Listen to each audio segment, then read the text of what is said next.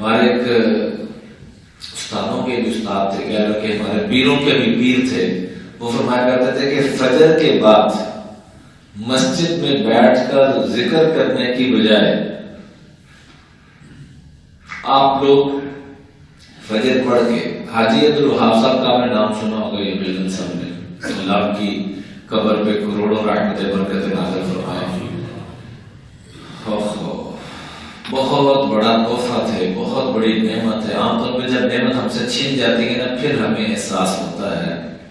قبر سے ایسی خوشبوئیں آ رہی ہوں گی کہ لوگوں نے مٹی اٹھانا شروع کر دی ہے، اور بھی مجبوراً وہاں جگہ لگانا پڑا ہے۔ یہ اللہ اس سے بڑھ کے اور کیا دیکھنا چاہتے ہیں؟ یہی خوشبو حضرت مولانا احمد لاہوری رحمۃ اللہ علیہ کی قبر مبارک سے آئی تھی، اور یہی خوشبو عبداللہ غازی رحمۃ اللہ علیہ کی قبر مبارک سے آئی تھی۔ مختلف لوگوں کی اللہ کے جو نیک بندے ہیں، ضروری نہیں کہ جس کی نہیں آ رہی وہ نیک نہیں ہے، بعض دفعہ اللہ ظاہر بھی کر دیتے ہیں، بعض دفعہ اللہ اس کو پوشیدہ بھی رکھتے ہیں۔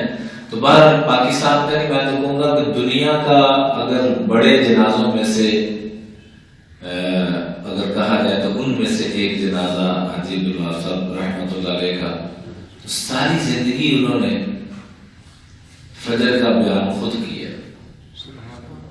100 سال کے قریب عمر تھی، اور ساری زندگی ڈاکٹروں نے آخر میں لا علاج بھی کر دیا کہ اب ان کا علاج کوئی نہیں۔ اس وقت بھی مجال نہیں تھی خادموں کی کہ 2:30 بجے تہجد کے لیے ان کو نہ اٹھائیں، 2:30 بجے پھر بھی اٹھنا ہے۔ اپنی زندگیوں کو کچھ برکت والا بنائیں۔ وہ بھی ایک انسان اپنی زندگی گزار کے چلا گیا، لیکن کتنے لوگوں کی ہدایت کا ذریعہ بنا، میری آپ کی سوچ ہے۔ ویڈیو کے نیچے سبسکرائب کے بٹن پہ کلک کریں، بیل کے آئیکن پہ کلک کیجئے تاکہ ہر نئی ویڈیو کی نوٹیفیکیشن آپ کو مل جائے۔